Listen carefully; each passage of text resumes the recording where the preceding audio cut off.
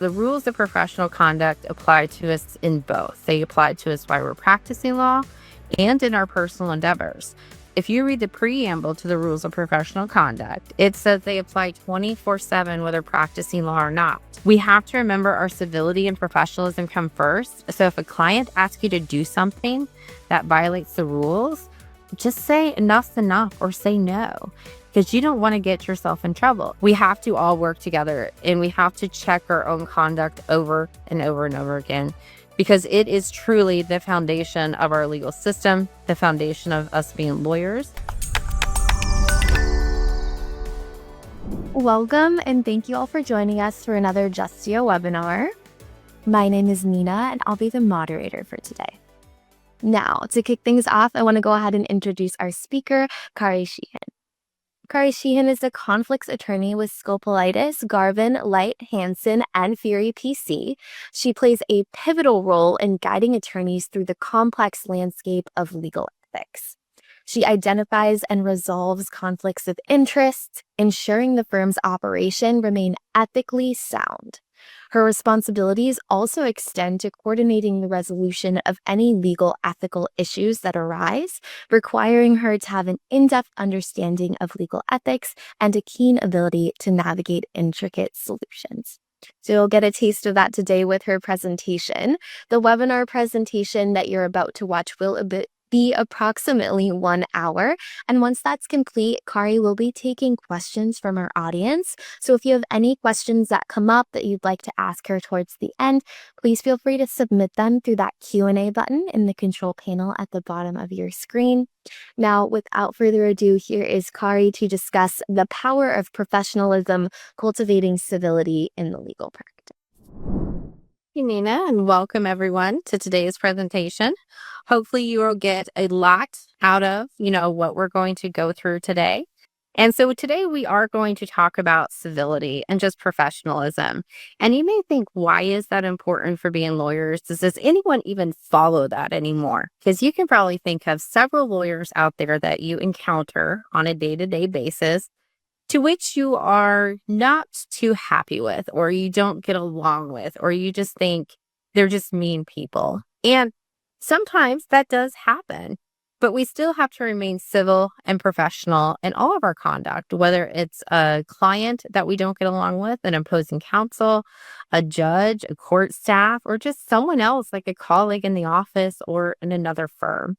We really have to keep our professionalism and our civility grounded so that we do not violate the rules of professional conduct.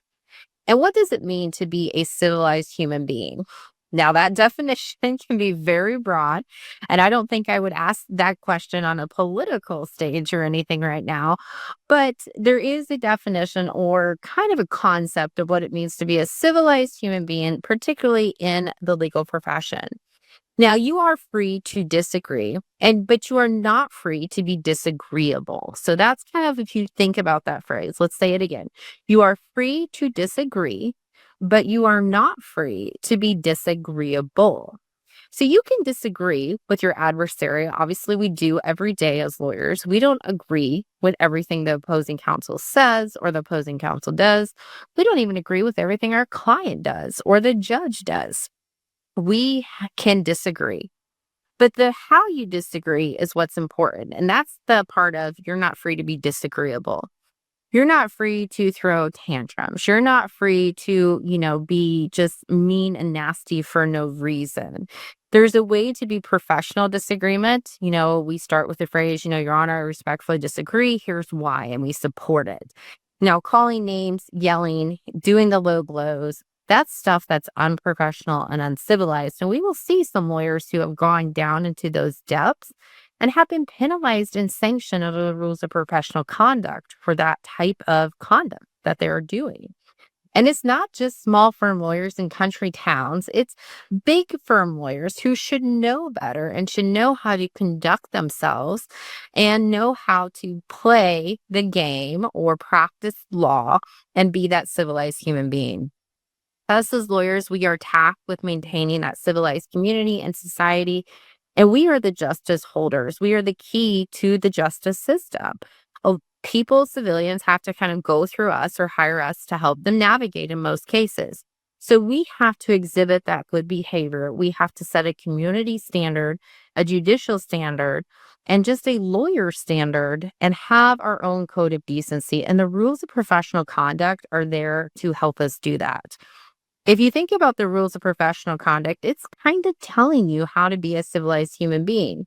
We have to be honest in our communications to third parties, to the judiciary.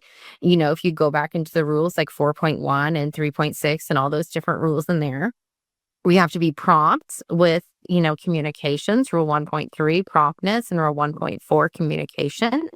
When we tie those together, we have to maintain a level of competence, rule 1.1, in anything that touches the profession. And this can be just how to conduct yourself civilly, how to argue in court without being disagreeable. Now, you can disagree, remember, but just don't be disagreeable. And it can be maintaining competence in how to handle the harder clients, meaning the ones that are more adversary, the ones that want to come at you. And same thing with opposing counsel.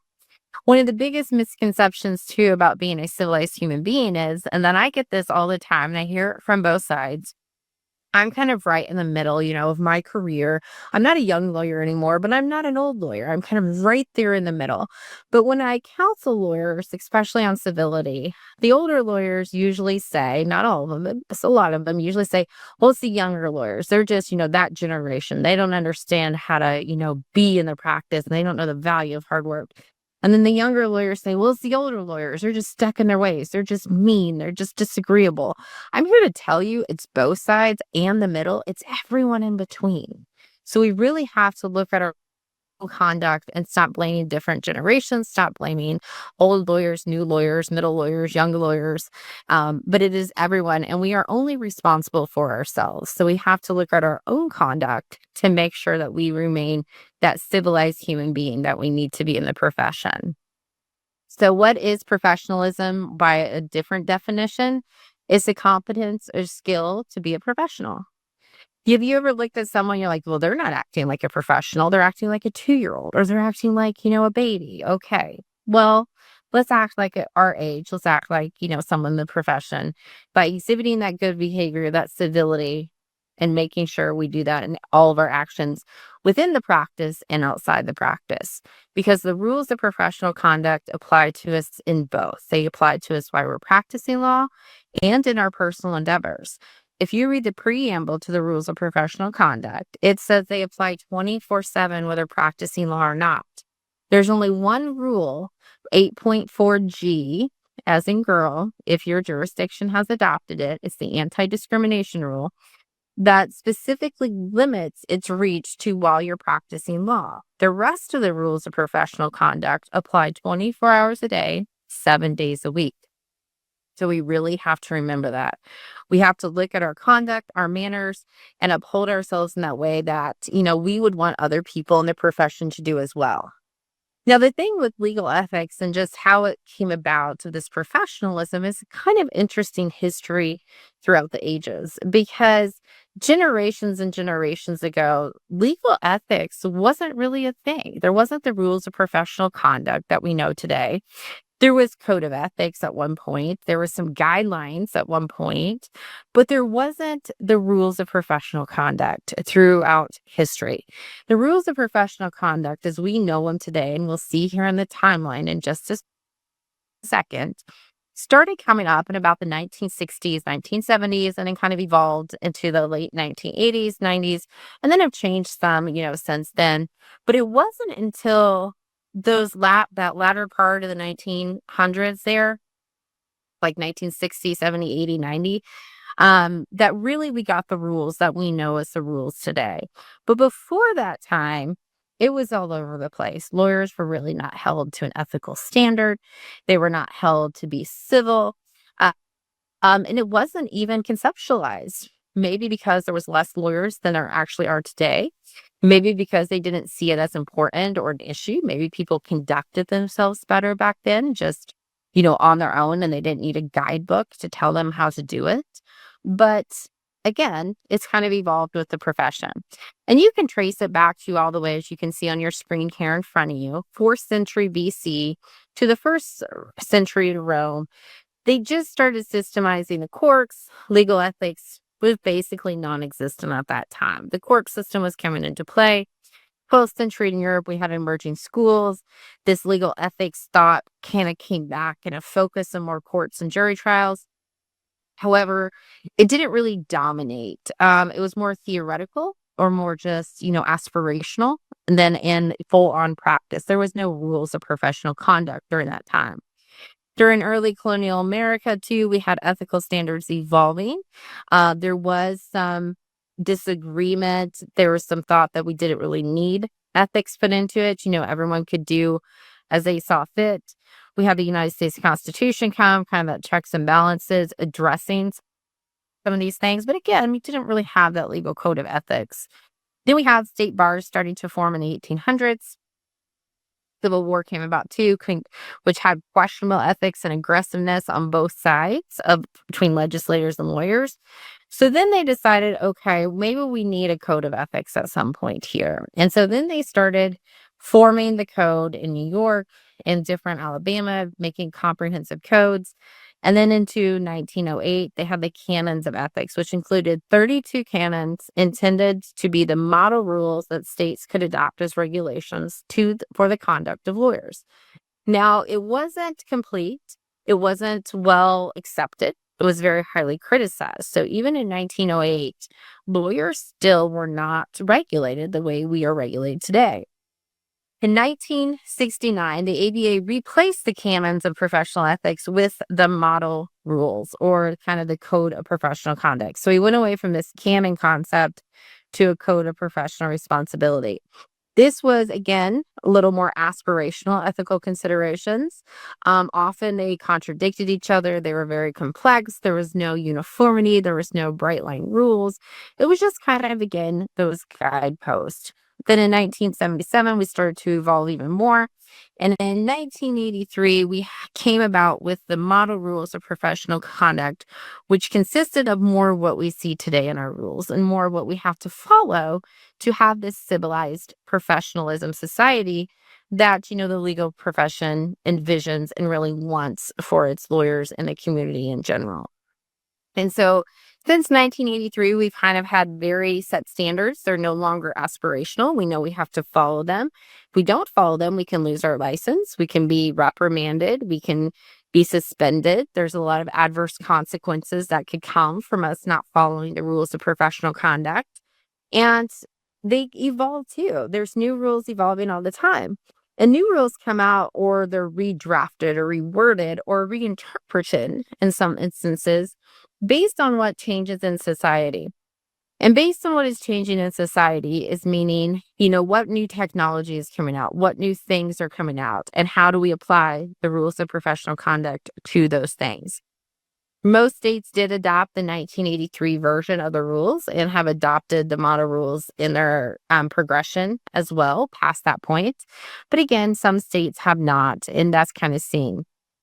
In addition to the model rules, we do have a restatement of law governing lawyers that helps us give guidance to, what we do and just how we act civilly and how we conduct ourselves too in our relationship.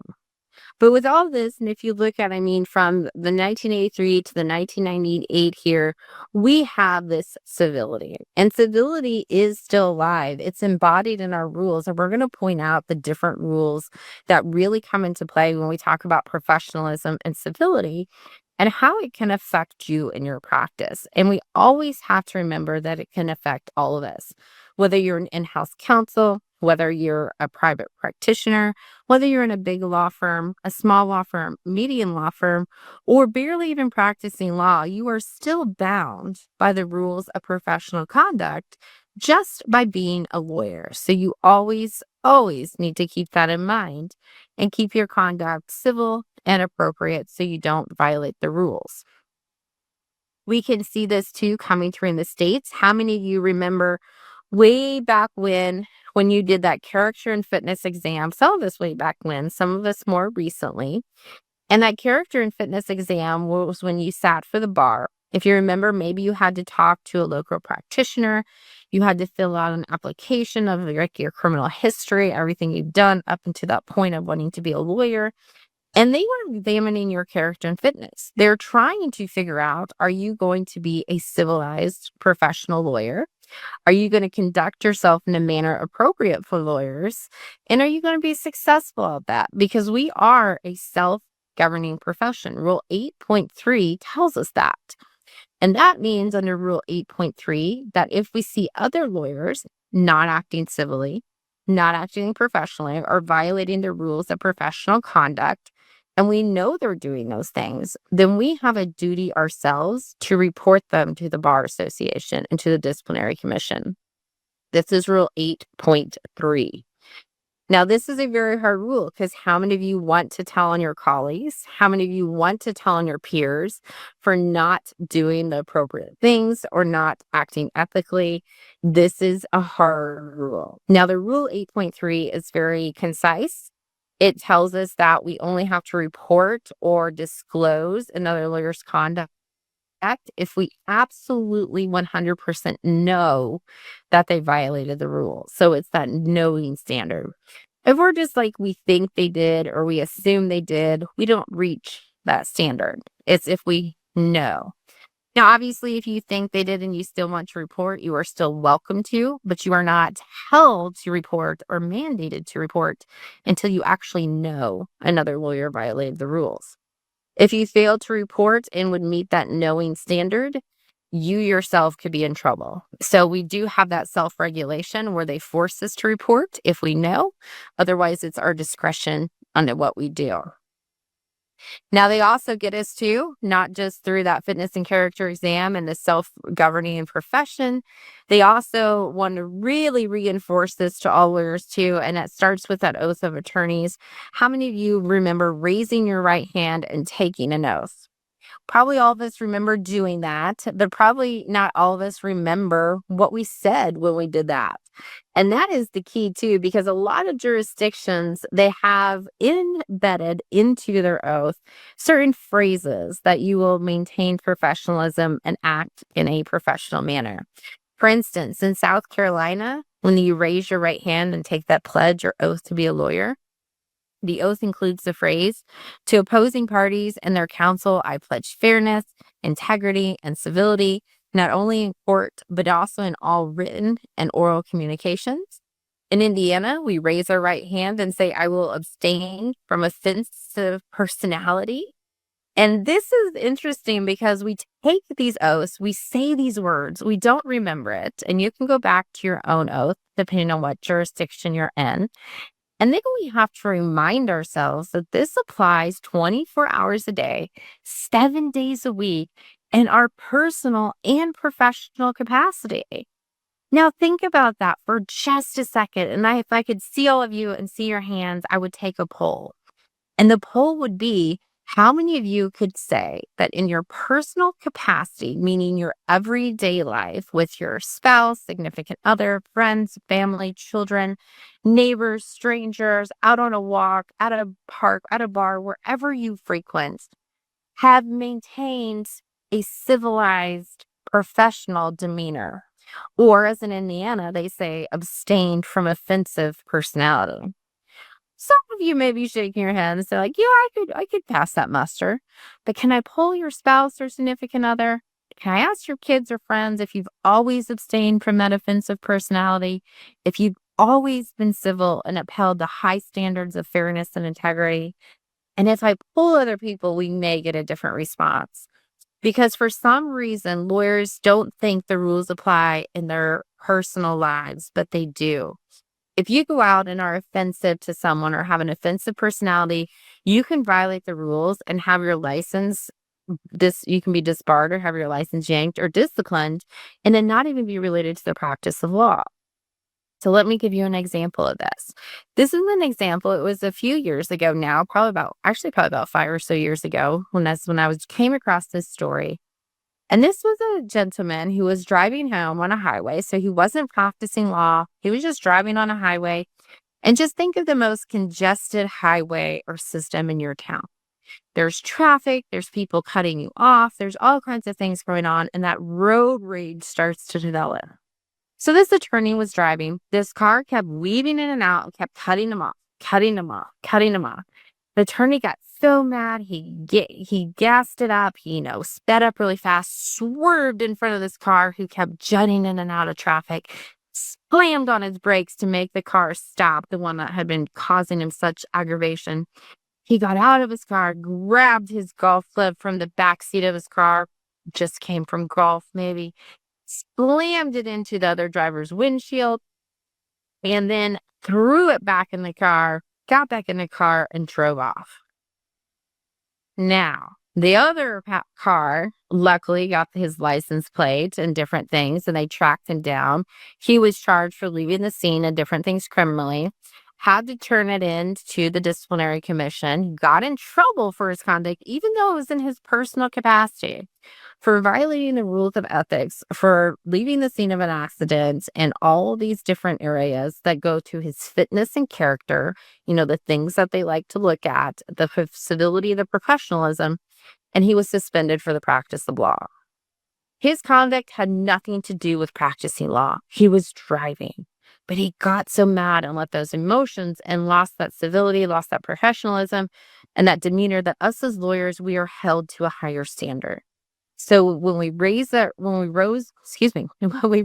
right hand and we took that up and we said we would abide by the rules, abide by the laws, uphold the Constitution, all of those things, it meant too that we would uphold civility and professionalism personally and professionally 24 hours a day, 7 days a week. And sometimes lawyers forget that fact. And we really have to stop and think about that. Judges have also really picked up on this civility initiative, wanting lawyers to be civil. And if you think of the most uncivil process in, say, a litigation or a court proceeding, what would you think it would be? Now, kind of think about that in your head for a second, and maybe we'll have the same one. But the most uncivil process is normally discovery. How many of you love to be in the throes of heated discovery arguments of opposing counsels hiding documents, claiming privilege when they shouldn't, blanking out or redacting everything to where you only have the words "the" on the page? Those different things cause those emotions, kind of like that road rage. That rage is coming up. And we have to stop on both sides, the person who's doing the conduct and the other person, and really ask ourselves, is this upholding the standards of truthful, honesty, openness, and getting to that justice and fairness? Yes, we have to zealously defend our client, but we have to balance that zealous defense against our duties of professionalism, civility, honesty, and fighting for the justice system of fairness and integrity in it. And judges are tired of discovery disputes. They are tired of lawyers acting unprofessionally, arguing over the littlest things, using name calling, hiding stuff, that incivility, and not cooperating. They are tired of it. So in 2002, the Sedona Conference was launched as a think tank to confront some of these issues challenging the legal profession. One of them was the civility and cooperation among lawyers in disputes, particularly in discovery. And with this, they came about some initiatives. A lot of judges signed on to the Sedona Conference proclamation, which says they were going to employ measures to try to have civility among lawyers in their courts. Sometimes these measures included, like in federal court, you have to have a face-to-face communication with opposing counsel before filing a motion to compel. The judges want you to try to work it out with opposing counsel prior to stepping in their courtroom. This doesn't mean sending back and forth nasty emails, because we all know a lot of people say mean things in email, but then won't say it to your face. This means having that simultaneous communication verbally with your opposing counsel before invoking the court to step into your squabble and to decide the facts for you. Now, obviously, some stuff still ends up in court, just depending on the litigation. But sometimes that face-to-face communication can really help solve a lot of issues and uncooperation. Because again, people like to say stuff in email or on paper or in letter that they won't say to your face. And so taking that, law or that lag time or that what people think is an invisible cloak out of the equation, and making them confront face to face can really help with cooperation and civility. And so a lot of judges from the Sedona conference signed on to this. Other judges too, like there's one, I think it was in South Carolina, was a family law judge. They made the attorneys sign a civility proclamation if they were going to practice or litigate in front of that court.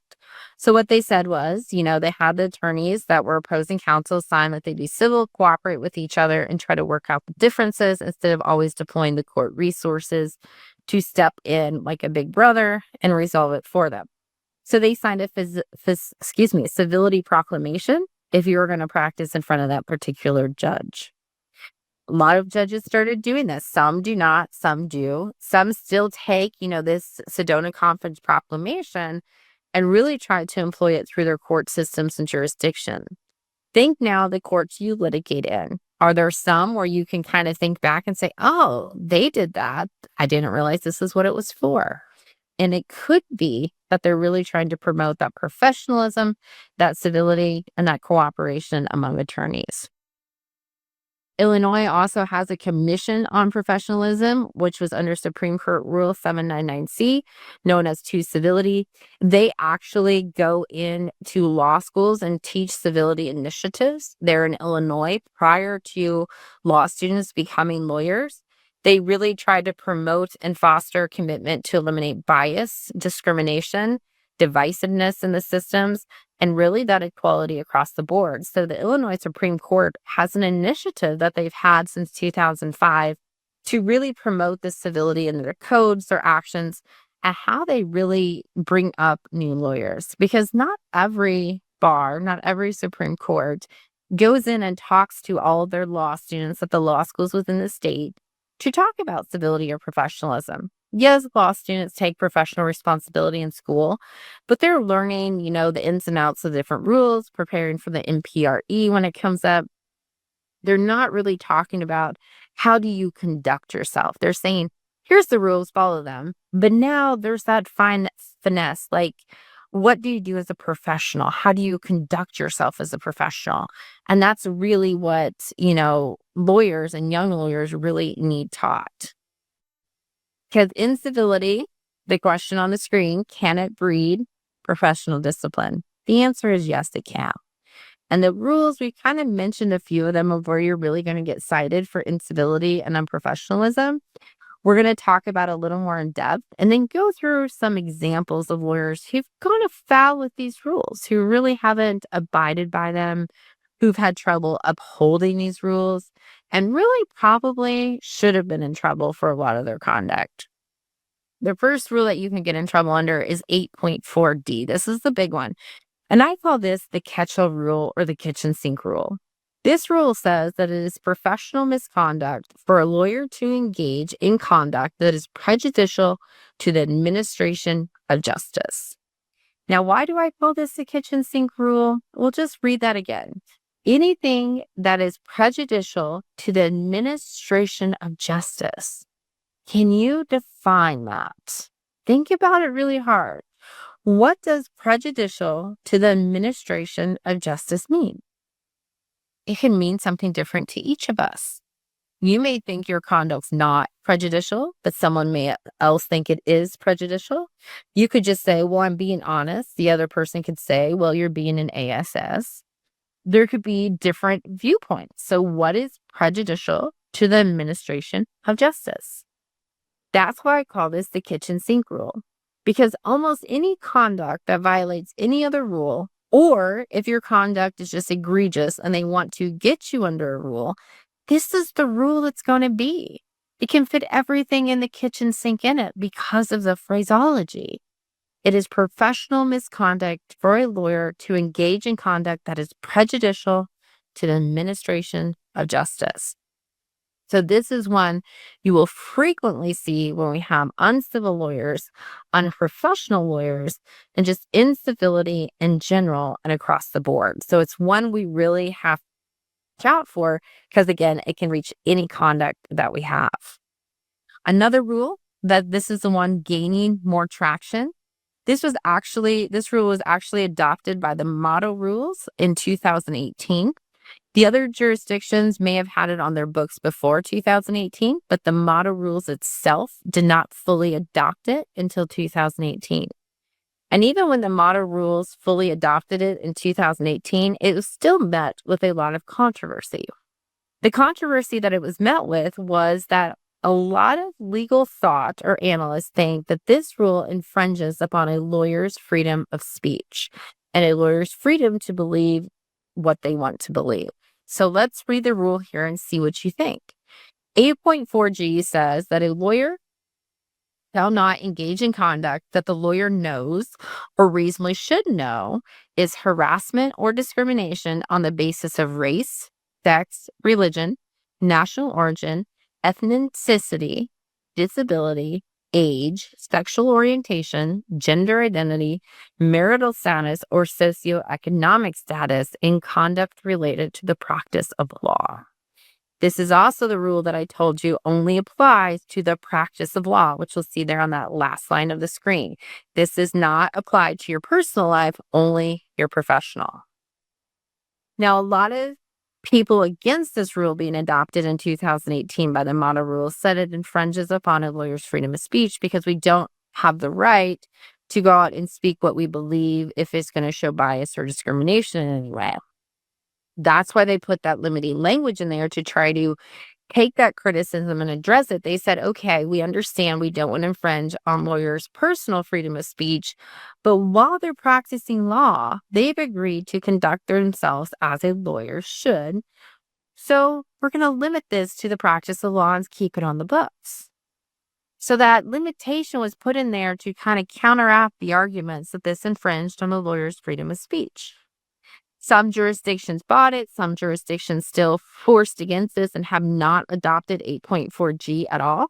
They just keep and stay under 8.4D as in dog, that prejudicial to the administration of justice. But a lot of jurisdictions, especially in 2020, and with the protests and the riots and the things that have happened since 2020, have adopted this language to hold the lawyers to a higher standard and profession within the practice of law. Indiana, where I'm located, has this rule on the books and has had it even before the model rules adopted it. So it's been on the books here in Indiana for a long time. States such as like Texas, Connecticut really have not adopted it and really pushed against it and were advocates against it when the model rules were wanting to adopt it in 2018. So you really need to go back to your specific jurisdiction and your local rules of professional conduct to see if you have this one on the books, to see if you have the anti-bias, anti-discrimination rule, or do you just have prejudicial to the administration of justice rule 8.4D? Either one, or if you have both, can get you for incivility and unprofessionalism. So you need to still have the proper conduct and do the proper things and watch out for the rules. Those consequences for incivility, obviously, we've already talked about the self-reporting 8.3, rule 8.3. If others know that you are being incivil or believe you are, because they do have discretion whether to report, they just have a mandatory reporting standard if they know, then they can report you under 8.3 because we're that self-regulating profession. Incivility and unprofessionalism also leads to violations not only of the two rules we talked about, 8.4D and 8.4G, but also it can get you in trouble with other rules such as 1.2, the client is the boss. If you're starting to be unprofessional and treating your client bad, you can violate rule 1.2. If you're not being prompt in your communications, acting with diligence because, you're being uncivil or just delaying things with your personality or you're fighting, you can violate rule 1.3. If the incivility causes you not to communicate with your client or other persons or people involved, you can violate rule 1.4. If it's causing you to lie to the tribunal, lie to third parties, or not be upfront honest or hide things, you can violate 3.2, 3.3, 3.4, 4.1. And so many others. So incivility and unprofessionalism not only violate, the kitchen sink rule, 8.4D, prejudicial to administration of justice, the anti-bias rule and discrimination, it can also lead into violations of all the other rules that we have in a cumulative effect. Civility with client relations and communications is a big thing. This is Rule 1.2. This is one of the ones that we can violate with our unprofessional or uncivil behavior. This Rule 1.2 tells us that the client is the boss. It tells us that the client controls the objectives of the representation. The lawyer counsels the client on how to achieve those objectives, meaning the lawyer can help advise regarding the means to get to the objectives. But it tells us that the client is the boss. Since the client controls the outcome or the objectives, whether that be to settle, go to trial, not take a plea, take a plea, those are all the client's decisions, not you as the lawyer. The lawyer can only advise and hope the client listens. So the client is the boss under Rule 1.2. And a lot of lawyers do not like this. We think we went to law school, we run the firm, we know the law. Now you have some client telling you what to do that's just using Google as their legal advice or their advisor. And there starts to be a clash. And that's when the lawyer does something saying, well, this is a good settlement. You're going to take it. I'm going to tell them you're taking it. And you've just violated Rule 1.2. You can't let those emotions, you can't let that civil and unprofessional behavior overcome or overtake what we know in Rule 1.2 is the client is the boss. That client controls the objectives. Lawyers shall consult with the client on how to get to those objectives or pursue the objectives. And so they counsel on the means. That's why we're called counselors. We counsel clients of what to do. We don't tell them what to do.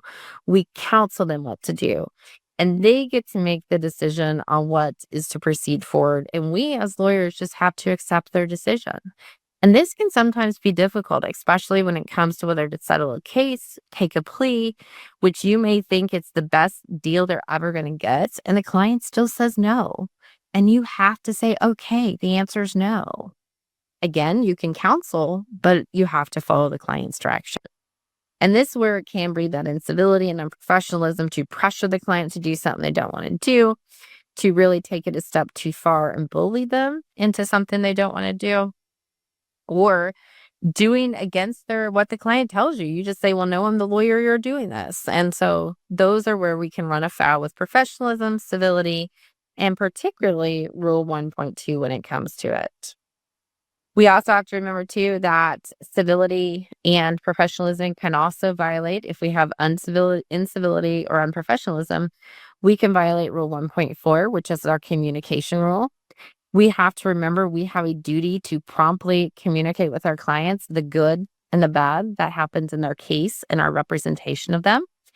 Remember, bad news does not get better with age. And just because a communication is going to be hard to deliver to the client doesn't mean you shouldn't or deliver it to the client then and there. Now, yes, you can say if your client, is having a bad day, maybe they had a family member just die, you can delay a day and tell them maybe the next day or when they're in a better mindset. But delaying for months at a time, forgetting, or just saying, yeah, I didn't want to tell them the client's going to be mad, that's not a reason to delay. We have to be prompt in our communications, and we have to be prompt because, again, going back to Rule 1.2, the client's the boss. They have to tell us how to proceed and what they want to do. And if they're not informed of what's happening, the good and the bad, they cannot make those decisions under Rule 1.2. So we have to have this communication. Now, the other thing with communication is, too, some lawyers are great communicators. Most lawyers are terrible communicators. And the problem is we deal with the public, we deal with laypersons who don't understand the ins and outs of the legal system. They understand the ins and outs of different things, but as for the legal system, they don't always get it. And so we have to tailor our communications to the sophistication of our client. This means that when you talk to a client, if they have an 8th grade education, you have to tailor it down to an 8th grade education level for them to understand. This can mean not using words like motion in limine, not yelling at them, not doing different things like that, but tailor it down to where they understand what's going on so that they can participate under Rule 1.2. So again, gearing it to that sophistication, telling them the good and bad news. Bad news does not get better with time. And just the overall expectations that come with working with a client. Some of the best practices to consider, especially for upholding Rule 1.4, Return client calls within 24 to 36 hours or, 48 hours, somewhere in there. And this can really help because if you delay it, you may forget it. And you don't want to wait 2 weeks, 3 weeks, 4 weeks, a month or two before you return a client's calls. You want to do that prompt communication, or you could violate Rule 1.4. You could also, if you have a more sophisticated client, send them drafts of stuff to show you you're working on stuff. Send them a 30-day status letter. Make sure they're kept informed. Because if you don't inform them, they're going to get mad, which is going to cause a heated conversation, which could cause you to be unprofessional and uncivil and violate the rules. So we really have to take into consideration and think about how can we uphold these rules and do what's right for our clients and make sure we stay above board. Communications with difficult clients is one of the hardest things. I will say, when I was a practicing plaintiff's lawyer, I had a client very hard to communicate with. Now, in his defense, he had a severe brain injury. He would call me every day, yell at me, ask me why the case is not settled. Now, mind you, the first time this happened, I had the case for like a week. I didn't even have a complaint on file. Like there wasn't even a turnaround time for that. And he called, yell, asked why the case wasn't settled yet, and then fire me, hang up on me.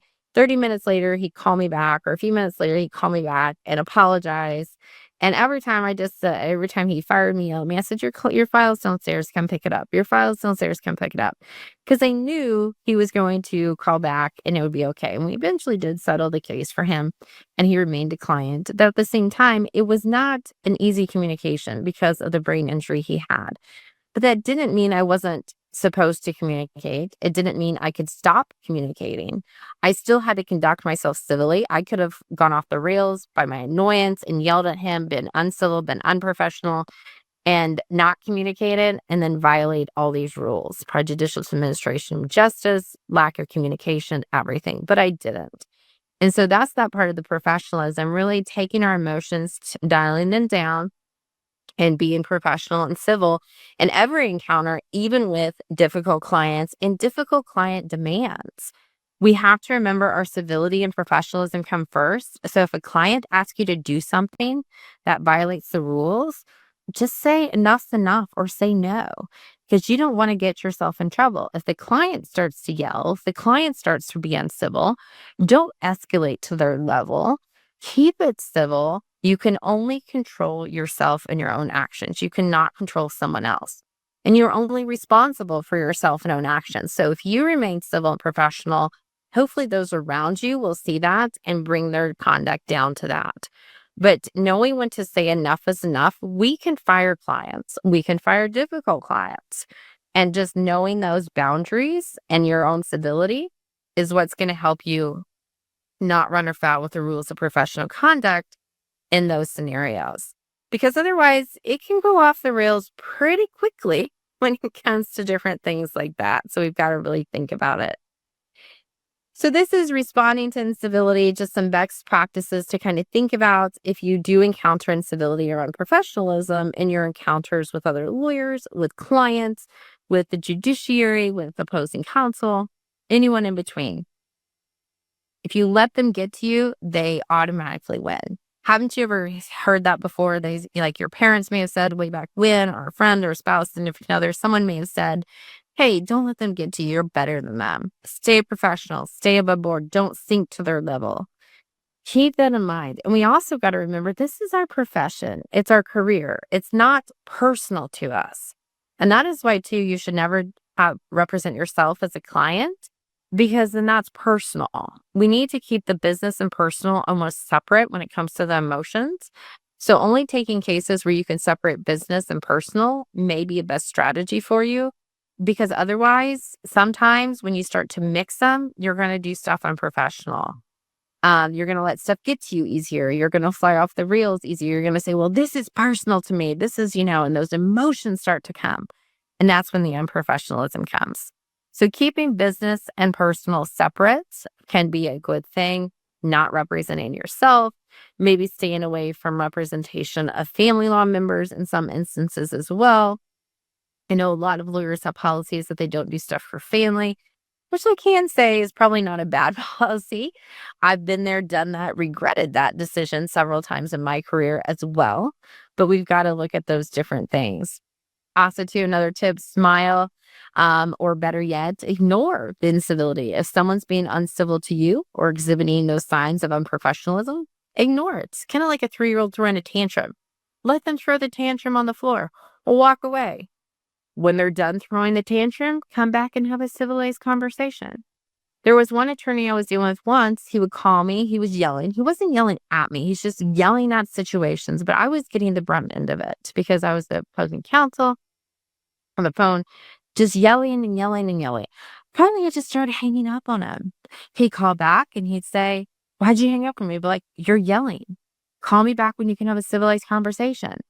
And then finally, it stuck with him that I wasn't going to put up with the yelling, the uncivilized behavior, the posturing, the trying to be overly aggressive that wasn't going to get us anywhere. And so setting those boundaries, ignoring, not engaging can really de-escalate uncivilized, unprofessional conduct. And that's part of that always fighting up, not fighting down, not sinking to that aggressor, to that person's level. Have compassion. Maybe the other attorney or the other person that has the incivility is going through a lot that you don't know about. No karma is a thing. Keep communication open. Talk to opposing counsel. Believe in karma and professionalism too. Outsmart, stay ahead, prepare, prepare, prepare. If you're prepared with the background knowledge, the cases, the law, you don't need to be uncivil. The ones who are yelling and boastering and being loud and just they're not really stating facts. They're usually not stating law. They think their conduct will overshadow the fact that they have nothing to support their arguments. So being prepared can really take that away from them and really de-escalate an uncivilized or unprofessional situation too. Being nice can too. Play the game. Outsmart, outthink, out-research, out-prepare. Be that person, not the person who hasn't prepared, so they just think they have to do this, bells and whistles or theatrical presentation because they don't even know what they're talking about half the time. So know that. Follow the rules. Be professional. Make sure you outsmart and check your own attitude routinely. We don't want to be the bully. We don't want to be that person. So check that too. If you do encounter someone who's being uncivil, not communicating, or different things, just some tips, get documentation because then you can take that to the court, the disciplinary commission. You need to document the behavior. So say, for instance, you've requested something several times, they're not responding, send an email, letter that says, "I've called you X amount of times. You have not had the courtesy to return my call. I still have not received the documents." You're documenting that this attorney's not providing or this person's not. If opposing counsel sends late night faxes, knowing that, you're not going to respond and ask for an 8 a.m. response time, you send something like, you know, "Saw you in court yesterday. You said you'd fax me the following documents. You did so at," state the time they came across, 11:44 p.m. Certainly you would have known I would not be working at that hour. We have not had a reasonable opportunity to review them. We're taking additional time. So those tactics can be unprofessional too. Sending stuff on a holiday, late at night, asking for a short response time, being that basically jerk when it comes to litigating, just meet that with documenting their actions. Because when you document it, now you have proof that they did it, that you can submit to disciplinary commission or the judge for sanctions if it leads to that. Some other things too, like the last one on there, it can be as basic as saying, "I spoke to attorney X and told them I will not accept the 5 p.m. fax notices and that if he does it again, I will seek sanctions." So you're memorializing the communications. If you talk about it verbally, put it down because we need to do those things. We also just need to recommit everyone to being civilized. Maybe this means talking about it in your firm with your young lawyers, older lawyers, all your lawyers, even staff being civilized, like them having a good attitude, accepting the civility, professionalism in their own career and conduct too can really help. And it can breed job satisfaction. So leading by example, these are some attorneys that have gone wrong in what they've done. This first one is a case from Indiana in 2010. And remember, I told you that Indiana has had the anti-discrimination, anti-bias rule in its books for a while. This is attorney Stacey Kelly, claimed to be her husband's lawyer when she called back a telemarketer who'd been trying to reach someone by her husband's name. While on the phone with this telemarketer, she asked the representative or the telemarketer if he was gay or sweet because she thought he had a feminine sounding voice. This can lead to discrimination under 8.4G, prejudicial to administration of justice under 8.4D as in dog, because it shows bias, discrimination, or those types of characteristics of harassment too, and just being uncivilized, unprofessional. Since Miss Kelly said that she was her husband's attorney, even if she really was not, she made that declaration. She put herself in the practice of law, not just a personal capacity. She can be subject to violation of 8.4G, 8.4D, and any other rules. Miss Kelly was publicly reprimanded for this conduct. She was turned into the disciplinary commission by the telemarketer. And so we had a disciplinary commission complaint after that. This is an attorney who represented a married couple filing a construction lawsuit against a former builder. The attorney, Abrams, developed a negative opinion of the judge presiding over his client's case. Abrams referred to the judge with derogatory slurs of sexual orientation and prejudice, saying that he thought the judge had got beat up as a child because he was very feminine, that he had no, gumption or no male genitalia, different things like that. The clients, he's saying this to his client, whose case is in front of this judge, who is going to decide their case. The clients obviously did not take lightly to this. There was email evidence of the attorney doing this, verbal communications. The clients fired the attorney, hired another attorney, and turned in Mr. Abrams to the disciplinary commission. He was suspended for 3 months for his conduct for doing this and exhibiting the bias prejudicial to the administration of justice and those different areas that unprofessionalism in 2020. So again, why are we doing this conduct? There is no room for it. There's no need for it. Why are we talking badly about a judge who's deciding our clients' cases? So we really need to check our own bias, prejudice, professionalism, and civility at the door.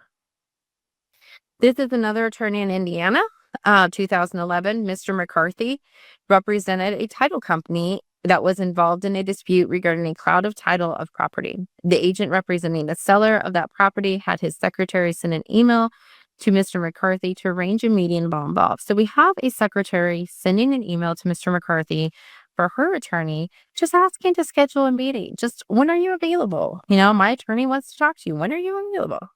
Mr. McCarthy got this email from the secretary of the opposing counsel and responded not with his dates of availability and times of availability like a normal, decent, civilized lawyer would do.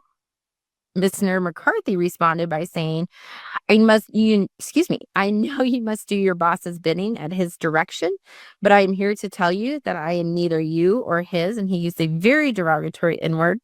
You do not tell me what to do, you ask. If you ever act like that again, it'll be the last time I give any thought to your existence, and your boss will have to talk to me. Do we understand each other? Supreme Court, this went all the way up, said the use of the N-word was not for historical reference, but it was derogatory insult, racist comment, prejudicial to administration of justice, showed bias, discrimination. He was acting as an attorney when he sent this email. Again, Indiana had 8.4G on the books for a very long time. And he was suspended for 30 days without automatic reinstatement. Now, that's like a death knell sentence, because without automatic reinstatement means Mr. McCarthy has to fill out an application, reapply to the bar, get accepted, go through the, interviews and application process all over again before he can practice again. So it's not like he's 30 days out, then can immediately start practice on day 31. He's got to submit an application, and the bar at any time could say, no, we're not letting you back in.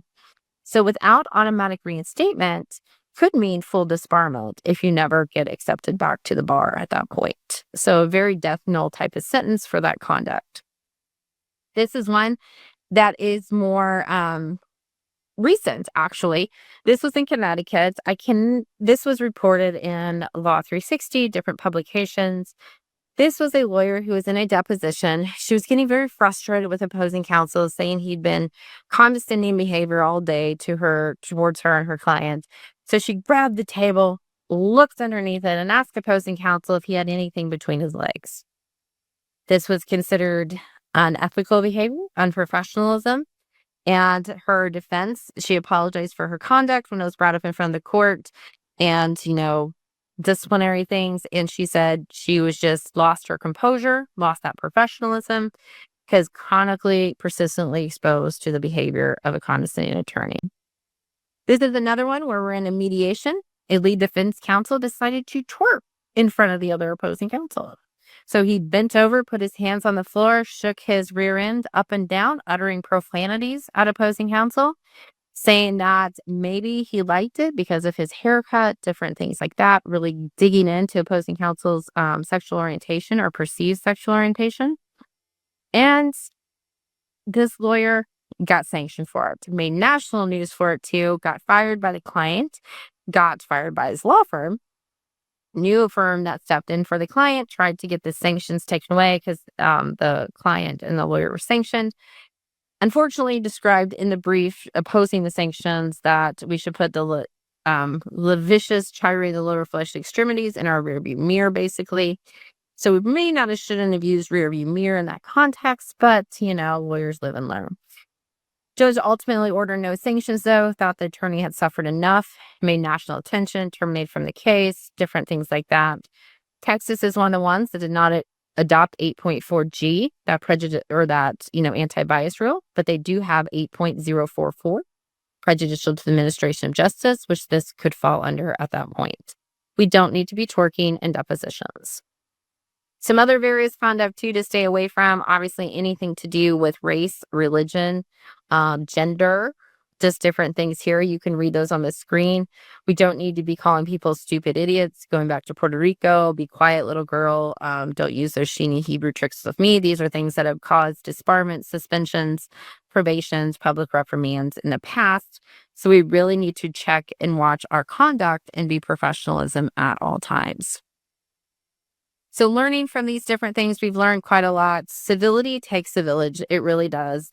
We have to all work together and we have to check our own conduct over and over and over again, because it is truly the foundation of our legal system, the foundation of us being lawyers, and what was being aspired to by when the codes of conduct, when we went from code of conduct to the rules of professional conduct in the 1980s, 1983.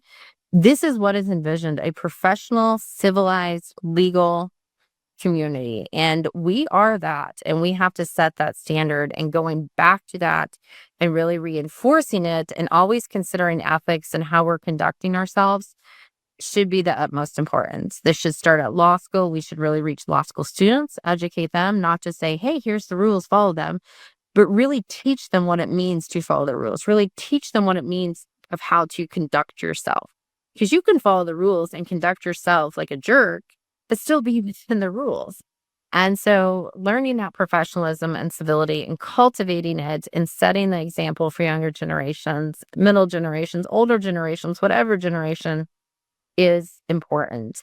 We need to break the silos. We need to train. It's not just old, new, courts, lawyers, middle. It's not older. It's not any of those things. We need to think of this as a collective, taking a CLE, speaking about it, educating within your firms, resetting those relationships and expectations, taking negativeness out, putting positive in, having that resilience that we can build it, and lead by just listening and, working together as the legal community. Social media does not help on any of this because it breeds hate sometimes and it can breed negativity. So a lot of lawyers, you probably may want to take your conduct offline, or look at your social media policies for attorneys too. Whole other seminar though can be had on that. But again, social media has really bred incivility and unprofessionalism. And so we may want to take a look at our conduct there too. Technology is not always our friend. And so we really need to watch out for those things. And if you can't do it in person or wouldn't do it in person, don't do it online. Very good rule to have. Don't do it in person. Don't do it online. You're no cloak and dagger when you're behind that computer screen. Always keep that in mind when it comes to it. Because it is that time to recommit to our civility, that time to recommit to our professionalism. And with that, I will turn it back over to Nina to see if there's any questions or anything that have come in. Awesome. Thank you so much for your presentation, Kari. We can now move on to our questions. Looks like we've already got one question, so we can dive right in. The first one is, how should one handle a situation where opposing counsel is consistently uncivil and unprofessional? What strategies can be employed to de-escalate? In that situation, I would keep track of the different times when they are uncivil and unprofessional, either by kind of writing it down, making notes to yourself, maybe sending an email, kind of like I used in some of those slides, saying, on this date, this happened. I'm just documenting it. This is all I asked for. This is the conduct. And then eventually, when you have all of that, kind of mounted up, you can pose it for a motion for sanctions with the judge. And on top of that, potentially turn it into disciplinary commission against that attorney and have the disciplinary commission investigate it. We are that self-reporting or like regulation of lawyers, 8.3. So if you know they're violating being uncivil and unprofessional, then you probably may reach that standard of needing to turn it into disciplinary commission, but you can also move for that motion for sanctions too. But make sure you write down, document it, even if it's a memo to yourself, an email to them saying, I asked for this, you did this, or whatever the situation may be at that point. And then always check your own conduct. Don't go to their level. You need to keep yourself civil and professional. So, no. Great advice. The next one is, how can law firms promote a culture of civility among their lawyers and staff? Are there policies or training programs that are most effective in achieving this? Times in law firms, it's lead by example and not putting up with incivility. So if you have some lawyers who are constantly berating or constantly being uncivil, then taking swift action of discipline and making sure that it's fair across the board. You can't show favoritism. You can't, oh, it only applies to these, but they've been here forever. They're a rainmaker. These rules don't apply to them. They can act how they want. You can't have that. Otherwise, you are going to breed the incivility in the firm because everyone's going to feel they're not going to be treated fairly. And then holding internal seminars and CLEs within the firm, you can do that too. Having your leaders speak out on civility and what they expect of the lawyers, saying your managing partner or the main partners of the firm, and then their conduct. It's going to start with the top down and the fairness that comes from that. Policies can be, don't use profanity in emails, don't yell at employees, open door policies, different things like that. There's not a one size fits all depending on your firm. But you've just got to exhibit it by behavior first and then really look to your own conduct too. Because if I'm a young lawyer and I see the partners behaving badly or that attitude, I'm going to adopt that attitude because I think that's what I need to get ahead. And so everyone across the board has to adopt this civility. Yep. Thank you. Our next question is, can you discuss the role of civility in client relationships and how it affects client satisfaction and trust?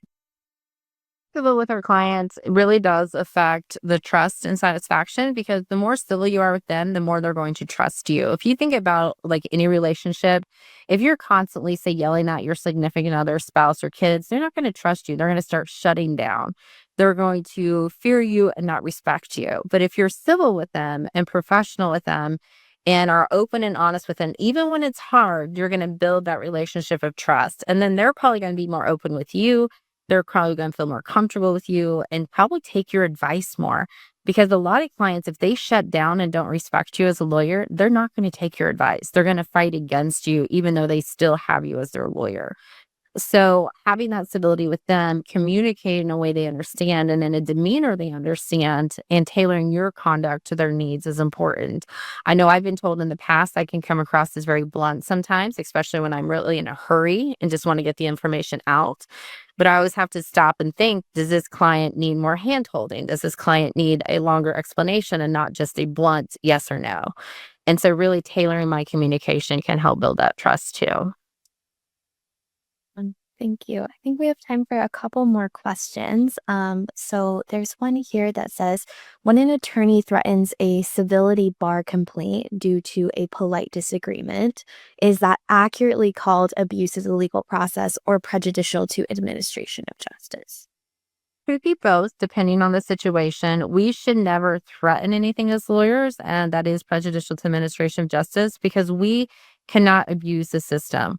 You don't threaten lawsuits, you don't threaten things, you don't, say, I'm going to sue you if you don't do XYZ. We can't do that as lawyers. And so if there is a lawyer out there doing it, they probably are abuse of the system, which could fall under prejudicial to administration of justice. And that's conduct that is a bullying type of behavior. And so that it's probably going to violate civility and professionalism at that. So in those situations, depending on how extreme it is or the context of it, because every situation is different, you may consider talking with the disciplinary commission. A lot of states and jurisdictions have hotlines, so you can call and kind of give them a general scenario, and they can tell you how best to proceed. And you can do that under confidence and everything like that. So that may be an option for you if you have that in your jurisdiction.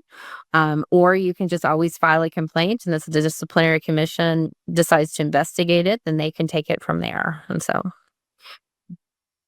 Thank you. And then I think the last question we have time for today, do you have any practical steps or tips and tricks for lawyers to maintain civility in their daily lives if they're feeling stressed or if they come across a contentious situation? What advice would you give?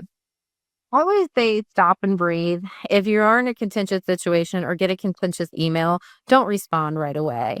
There is no pressure to respond within that exact second, whether it be an email, a communication. I always like to use the phrase, let me think about that, I'll get back to you. That usually means, one, I don't know the full answer. Two, you just made me mad and I can step away and calm down and then come back to you with a reasoned, thought out answer. And maybe my being mad or being triggered or something was an inappropriate response. And so I've got to really think and assess, or maybe I'm just in a bad mood and I know it's hitting me the wrong way that day. And so just kind of step away. And you can always say stuff like that. Well, let me get back to you. Well, I've got 10 things in front of you. I'll think about this evening. I'll get back to you tomorrow. There's nothing that says we have to respond right away as lawyers. We have to do it in a reasonable prompt time, but that doesn't mean the exact same second that you read it or hear the communication. And so, and then taking breathing, I know when I was an early lawyer, I started practicing yoga. And for some reason that caught me and I made it like a meeting every day. I'd put it on my calendar at 5:30 every day. I do yoga, or 7 o'clock. I do yoga.